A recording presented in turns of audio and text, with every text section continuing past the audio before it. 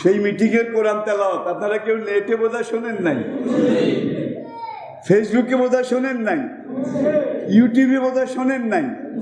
আল্লাহর কসম, ইবলিস যদি সেখানে আইতো 3 মুশাখাই দৌড় দিত যে আমার আর কিছু করা লাগবে না। এরা পদ্মা সেতু উদ্বোধন করতে এসে যারা কোরআনকে এইভাবে বেইজ্জতি করেছে তারা আমার বাবার চেয়েও বাবার বাবা। A to Z Bangla, follow the rules of Islam. এই যে গত সপ্তাহে পদ্মা সেতু এটা উদ্বোধন হলো, আমি বাংলাদেশ সরকারকে মোবারকবাদ জানাই, হাজারবার মোবারকবাদ জানাই। পদ্মা সেতু আমাদের গৌরব, আমাদের অহংকার, আমাদের আশা ভরসার প্রতীক। আমরা এই জন্য গর্বিত। আমি এর আগেও বলেছি বিভিন্ন সময়ে। আর পদ্মা সেতুতে যেই সম্মেলন হয়েছে, জনসভা, এই জনসভা সুধী সমাবেশ, এখানে কিন্তু বাংলাদেশি লোক ছিল, আর দুনিয়ার অন্যান্য দেশের যারা কূটনৈতিক তারা ছিল না বোধ হয়। মুসলিম দেশেরও ছিল, অমুসলিম দেশেরও ছিল। সেখানে কোরআন তেলাওয়াতটা কি আপনারা কেউ শুনছেন? সেই মিটিংয়ের কোরআন তেলাওয়াত আপনারা কেউ নেটে বোধহয় শোনেন নাই, ফেসবুকে বোধহয় শোনেন নাই, ইউটিউবে বোধহয় শোনেন নাই। আল্লাহর কসম, ইবলিস যদি সেখানে আইতো 3 মুশাখাই দৌড় দিত যে আমার আর কিছু করা লাগবে না। এরা পদ্মা সেতু উদ্বোধন করতে এসে যারা কোরআনকে এইভাবে বেইজ্জতি করেছে তারা আমার বাবার চেয়েও বাবার বাবা। তারা ইবলিস দি গ্রেট। বাংলাদেশ এমন একটা দেশ, আলহামদুলিল্লাহ আমরা গর্বিত, আল্লাহ শুকর আদায় করি। একবার নয়, কয়েকবার সৌদি আরবে, আমিরাতে, কুয়েতে, কাতারে, ইরানে আন্তর্জাতিক কোরআন প্রতিযোগিতা হয়, কোরআন তেলাওয়াত প্রতিযোগিতা হয়। এটা আপনারা জানেন তো?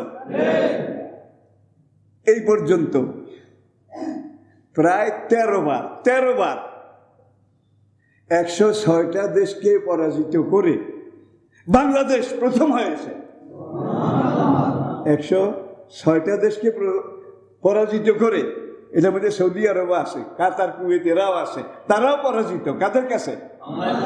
আমাদের কাছে। কারণ পদ্মা সেতুতে আন্তর্জাতিক একটা প্রোগ্রাম, এত বড় একটা আন্তর্জাতিক প্রোগ্রাম, সেখানে বোধহয় ওই 106 দেশ থেকে যারা এইভাবে প্রথম হয়ে এসেছে এরকম একজন লোক বোধহয় নেওয়া যাইত না তেলাওয়াতের জন্যে। না, মাদ্রাসার রাজাকার কোরআন যে তেলাওয়াত করেছে আপনারা শুনেছেন কিনা জানি না, আমি কিন্তু শুনছি। আপনারা শুনছেন? এই যুগে কোরআনকে এইভাবে বেইজ্জতি করা, প্রধানমন্ত্রীর কোনো দোষ নাই। যারা এই প্রোগ্রামের সেখানে ব্যবস্থাপনা আয়োজন করেছে, তবে প্রধানমন্ত্রীর একটা এখানে বলার ছিল যে আন্তর্জাতিক একটা সম্মেলন, সভা, জনসভা, এখানে প্রথমে কোরআন তেলাওয়াত হবে, কোরআন তেলাওয়াতটা যেন শুদ্ধ হয়, সহি হয়, তোমরা এই ব্যবস্থা করো। এটা প্রধানমন্ত্রী বলে দিতে পারতেন, প্রধানমন্ত্রী বলেন নাই। তার একটা ভালো নিয়ত ছিল। আমার যারা ডিসি, যারা বিভাগীয় কমিশনার, যারা এইটার ইন্তজাম করে, তারা তো নাবালেগ না। কি সেখানে নর্তকীদের দাওয়াত ছিল, গায়কদের, গায়িকাদের দাওয়াত ছিল। পদ্মা সেতু উদ্বোধনের পরে মেয়েরা প্রায় উলঙ্গ সেখানে এইভাবে তাদেরও দাওয়াত ছিল। কিন্তু কোনো সহি কোরআন তেলাওয়াত করার মতো একটা লোককে দাওয়াত দিয়ে 106টা দেশকে পরাজিত করে যেই দেশ প্রথম হয়েছে, সেই দেশে সহি কোরআন তেলাওয়াতকারীর অভাব ছিল?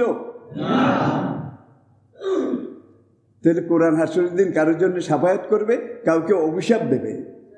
ইবলিস বাপ করে পালিয়ে গেছে সেদিন, যে না, এখানে আমার আর থাকার দরকার নেই।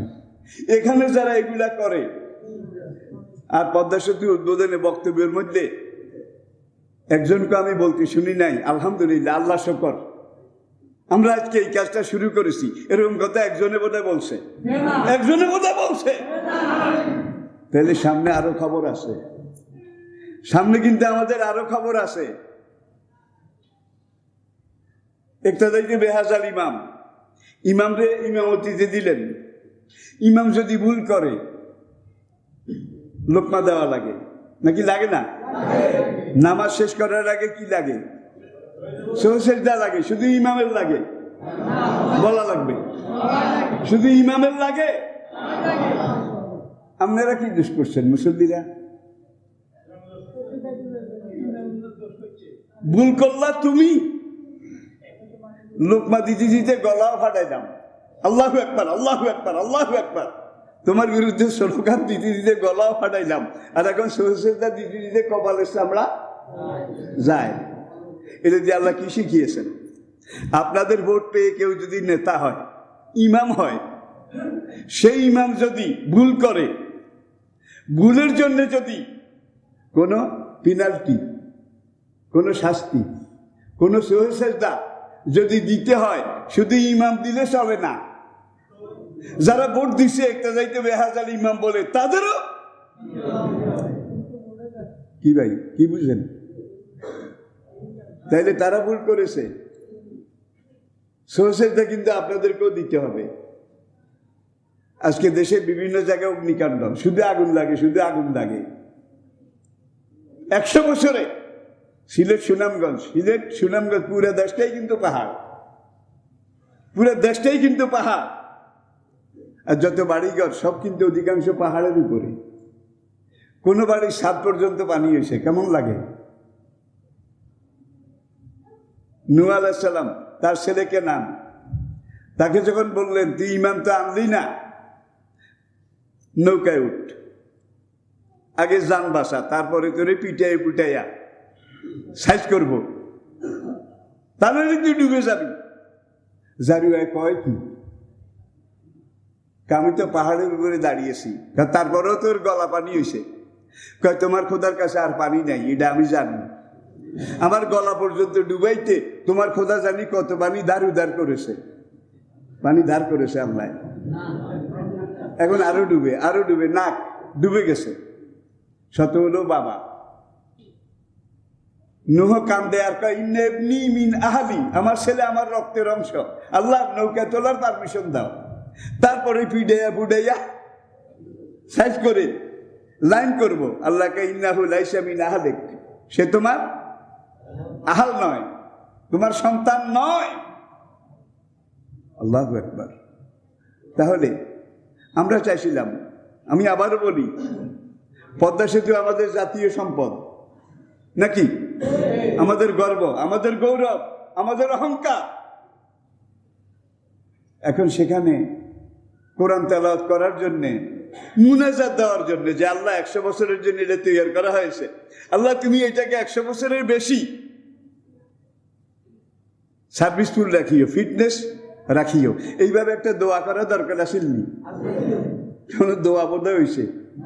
কোরআন তেলাওয়াতের যেখানে এই অবস্থা, হায় হায় হায় হায়। আমি কোনোদিন কিন্তু সূরা আর রহমান থেকে তেলাওয়াত করেছে, ভাই হাতে কি তেলাওয়াত করে না বোন কয় আল্লাহ মালুম, আল্লাহ মালুম। আমার সেদিন মাথাটা নত হয়ে গেছে। আরে 106টা দেশকে পরাজিত করে যেই দেশের ছাত্ররা, হাফেজেরা 13 বার রেকর্ড ভঙ্গ করে প্রথম হয়েছে, সেখান থেকে একটা ছাত্র এনে বোধহয় কোরআন তেলাওয়াত করানো যাইতো না? পাগলও তো নিজের ভালো বুঝে। এটা নিয়ে শুধু বাংলাদেশে নয়, পুরো দুনিয়াতে একটা হাস্যরস। তাহলে আমরা কি ব্যক্তির উপরে তাওয়াক্কুল করব না আল্লাহর উপরে? জোরে কর, ব্যক্তির উপরে না আল্লাহর উপরে? আসেন।